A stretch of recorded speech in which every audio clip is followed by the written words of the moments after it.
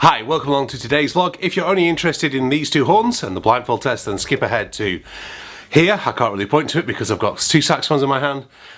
If you're happy to watch the rest of the vlog, then I'll see you in a moment.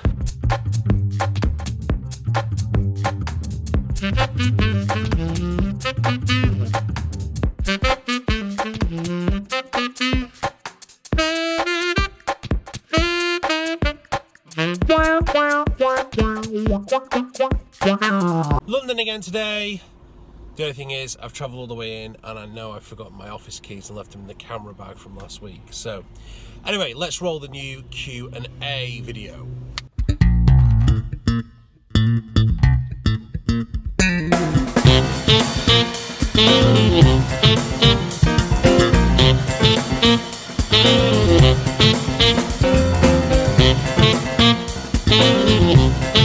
So, a few questions coming in about what I've said about the finger and the nerve damage that I've got with the finger. The good news is that it is treatable, mostly via rest, but I'm also on Tuesday, and hopefully I'll get the chance to film it for you. I'm heading into my local music shop, Woodwind and Reading Cambridge, and they are going to help me design a way of moving the G key sort of further out and also trying to make it out of a more comfortable material, which should enable me to play that note without any issues. That's what we're hoping to do. So I will put that in a vlog for you on Tuesday. But thank you for all the emails and messages of concern. I really appreciate that. And understand that it's not career threatening as such. The surgeon was very, very keen that once I get a sleeve made for it, it's not a problem. The problem I've got is trying to get hold of someone who can make the sleeve for me. Daz asked me this question about acoustics for his walk-in closet where he practices. Daz, that doesn't sound like the greatest bit of practice area, but I know needs must. I definitely, as I've said in the comment already to you, look at getting a JazzLab sax deflector, but I'd also encourage you to try and find somewhere else to practice at least once a week. So try and see if you can hire a room somewhere. There must be a church hall or community centre or something like that that you could hire for an hour where you could go and blow to your heart's content and not have to worry about you know, kind of things in the house, because practicing in a closet is not always good. If you get the opportunity, and I say this to everybody and I say it a lot to students, if you get the chance in a week, go and play in the bathroom just for half an hour, just to be amazed at kind of how wet the room, you know, obviously not shower room, you know what I mean, but acoustically wet is what we term it. In other words, there's lots and lots of reverb and natural echo. It's the same phenomenon that happens when you sing in the shower. It always sounds better because you've got that little bit of sound reflections going on. So playing the sax in the bathroom, just kind of like once a week, something like that, can really help you hear sometimes a much better sound. Playing into a dead closet all the time is not ideal and can really destroy your confidence a little bit. So make sure you get places where you can play. The other option is to do a Sonny Rollins, to do what I did up here as well.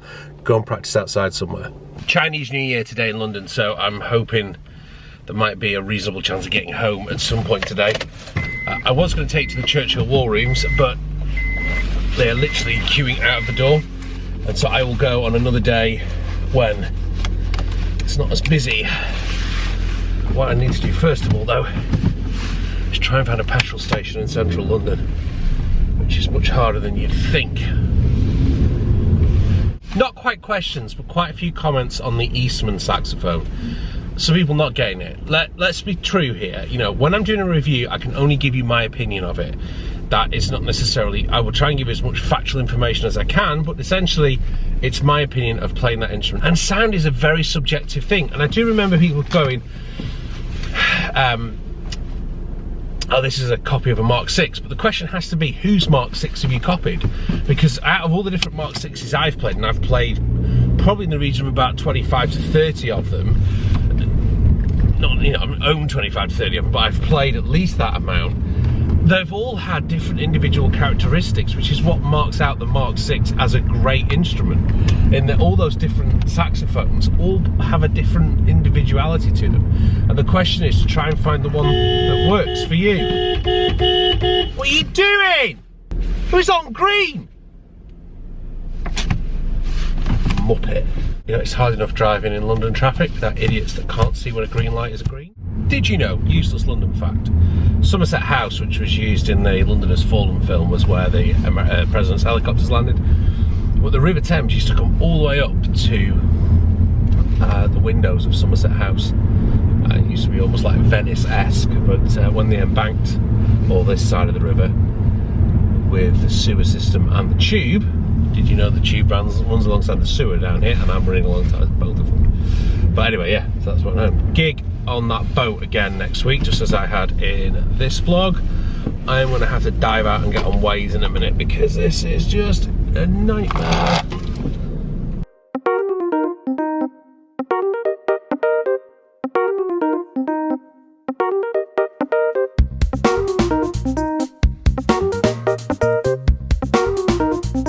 So this is a question I've been asked a few times. I played the Eastman against my Mark VI the other day, and a few people were asking, what does it sound like against the Yanni? I am going to offer no opinion. I am just going to play them. First off, though, I am going to give you a blindfold test to see if you can pick out which is which.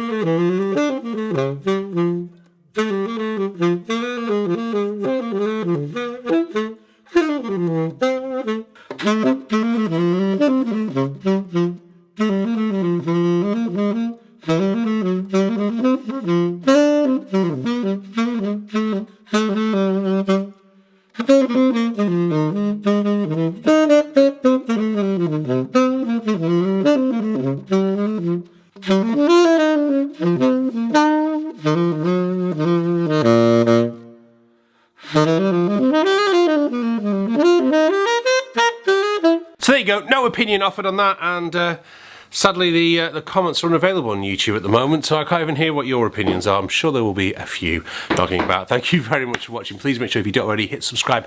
Also, if you already are a subscriber, please consider being a super subscriber and support my Patreon. I really want to get that moving in the next month, guys. Don't forget, this was the last episode of the vlog, and this is what I was up to this time last year. Thank you very much for watching. I'll be back this week. Santa Plays Sax has gone over 200,000 views. Wow. See you later. Bye-bye.